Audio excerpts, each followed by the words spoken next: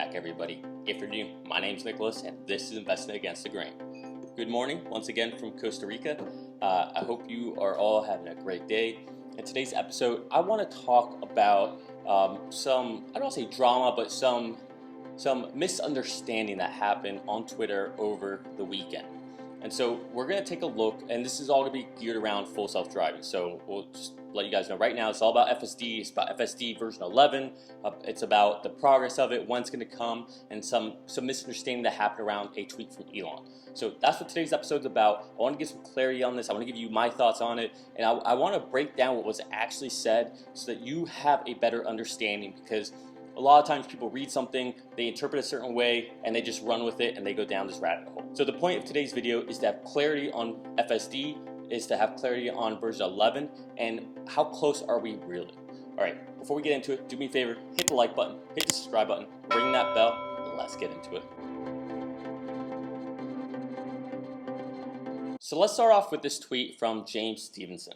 Okay, so James Stevenson tweeted, when FSD version 11, and you can see here a comical little meme that he created, and Elon responded, "We are almost at the point where interventions are so rare on city streets that we can turn our attention to applying the code to highways. No point in doing so until passing that threshold." Now, a lot of people saw this tweet, and a lot of people started responding. And a lot of people started responding saying, hey, Elon, FSD is great, it's improving a lot, but we are far from no interventions on city streets.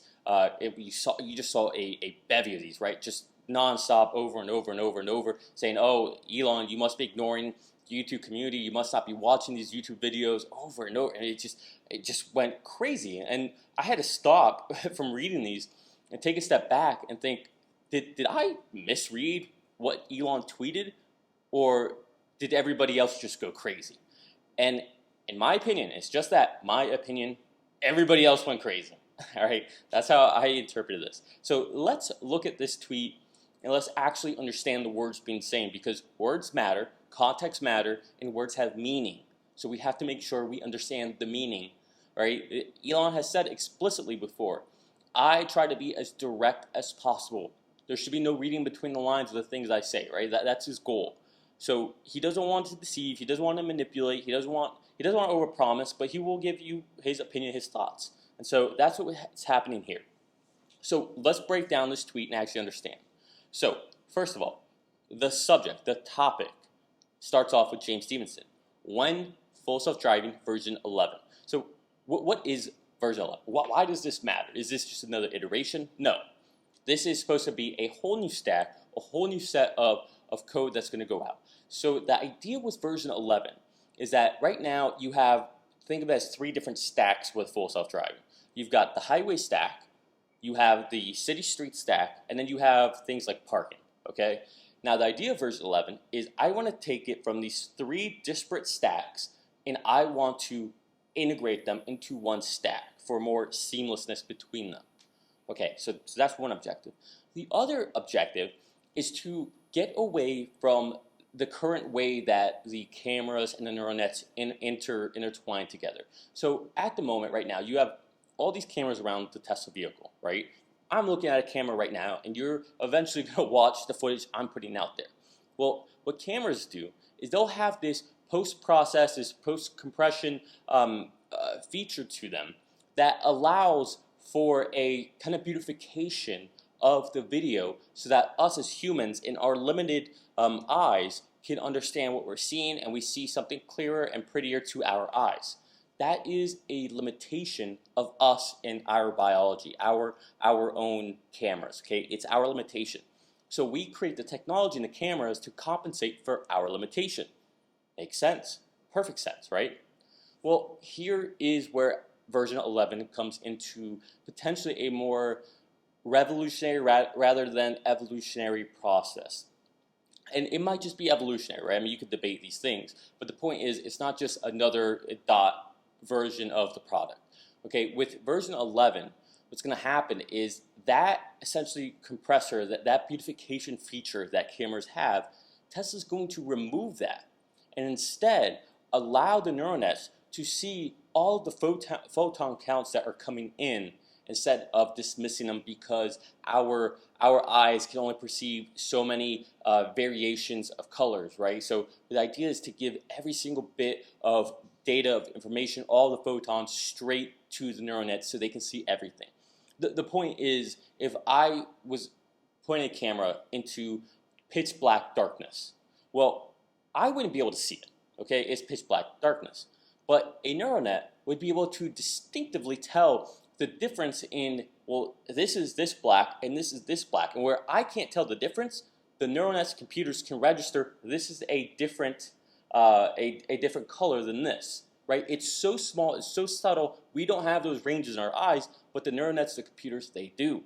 So what does this mean? Well, one, that means that the neural nets will have a better understanding of the world. It also means that we can drop the jitter, the latency, the slack space between the ingest of all these photons, all this information, and when the neural nets get it and understand what's going on, right? Taking out that compressor, that beautification part of the camera allows for, I think it's a 13 millisecond drop in that jitter, right? And if you think about it, okay, 13 milliseconds is one thing, but if you start to add that all up with all the camera, I mean, it starts to add up. And milliseconds may seem like nothing to us, but to a computer that sees the whole world essentially moving in slow motion, 13 milliseconds is everything. Okay, the computer can actually understand 13 milliseconds. We cannot. So this will drastically change the way the neural nets can see. It will give them more information, and it should be a lot more accurate. Now, this isn't to say that the idea is version 11.0 will be perfect. No, if anything, it's probably going to be the whole idea of one step or two steps forward, one step back, right? We're not just changing one thing, we're changing multiple things. We're stacking up everything together. Okay, so you have a small primer now for what version 11 will be. So let's go back to this. James is asking when full self-driving version 11. You can understand now why he's excited about this. Elon's response, again, we are almost at the point where interventions are so rare on city streets that we can turn our attention to applying the code to highways. The important part here, applying the code to highways. The code is version 11, applying version 11 to highways. So what he's saying is, we have not taken version 11 and applied it to highways yet. We are still iterating on city streets with version 11. And until version 11 passes this certain threshold, there's no point of turning that onto the highway and therefore stacking everything together. And that, I think, is what people misunderstood. Everyone thought when he said we're almost at the point where interventions are so rare on city streets, people took that to mean the current versions they're having. But you have to understand this whole context of this entire tweet and this reply is centered around version 11.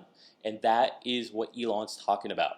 He's talking about applying the code onto a highway. Again, I could be completely wrong, but this is how I'm interpreting this. To me, it seems pretty straightforward that he's talking about version 11 and their internal testing.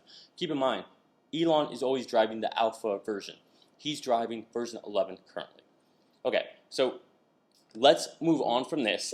That's my thoughts, that's my interpretation, and I want to just talk about two more things, or one more thing. It is unbelievable to me that whether it's the State of the Union, whether it's all the praise that Biden gives to GM and Ford and unions and all that, that they will not at all recognize this beauty of a company in Tesla, and also SpaceX for that matter, that we have in this country.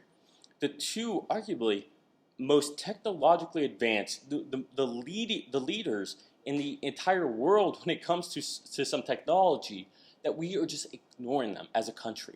Okay, now obviously you and I aren't, but our leader, the highest level of our country, is choosing to ignore and shun them. All right, and meanwhile, Elon isn't just doing Tesla, he's not just doing SpaceX, but now he's delivering Starlink to Ukraine.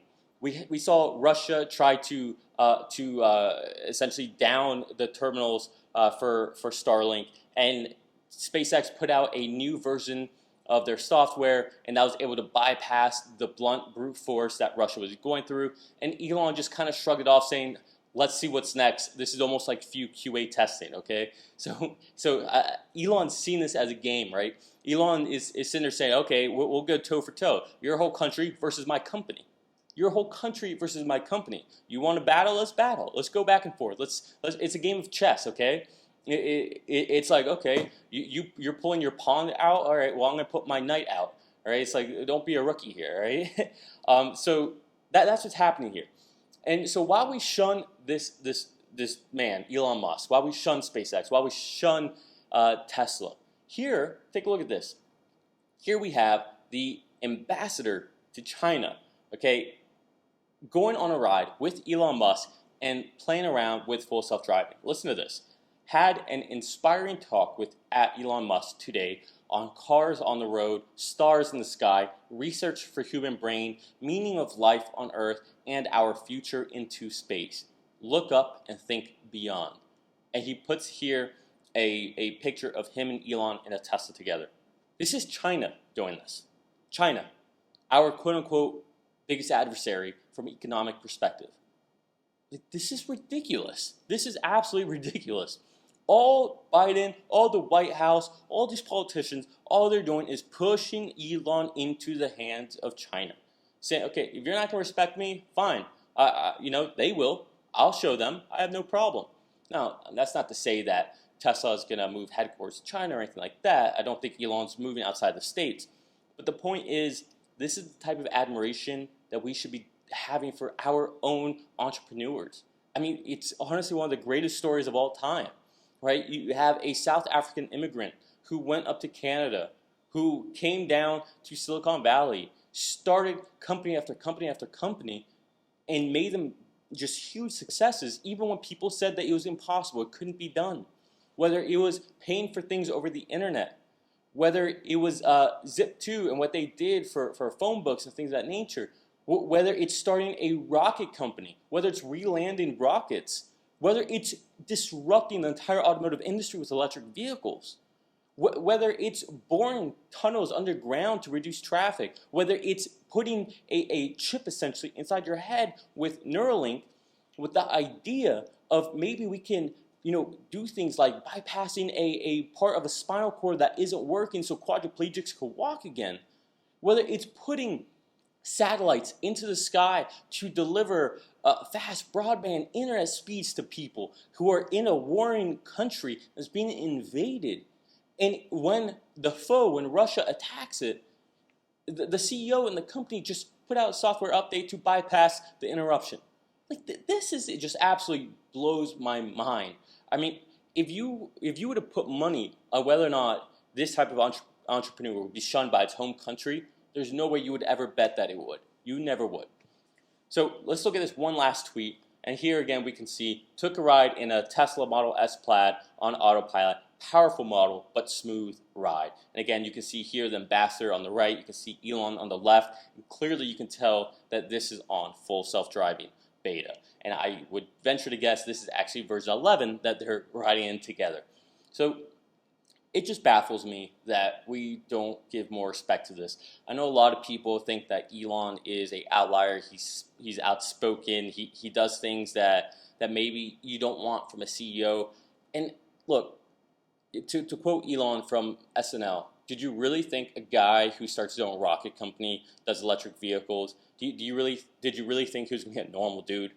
I don't think so, but I wouldn't want it any other way personally. I think Elon is true to himself. He's honestly exactly what you would want for this world. The fact that the wealthiest man on this planet is the one that is thinking about humanity, helping out in Ukraine right now, creating reusable rockets, leading the way with sustainable energy, creating electric vehicles, and at the same time he has the humility to respond to everyday people like James Stevenson, to Rob Maurer, to everybody, right? He manages his own Twitter. I mean, the man just lacks hubris on his face. I mean, it's just unbelievable to me. All right, so we're going to leave it there. Again, this will probably be the last time you see us here in Costa Rica. We're going to be headed back to the States shortly. So I'll see you guys there next time from a different window. But again, thank you for watching, especially stuck to the end. I love you all. Peace.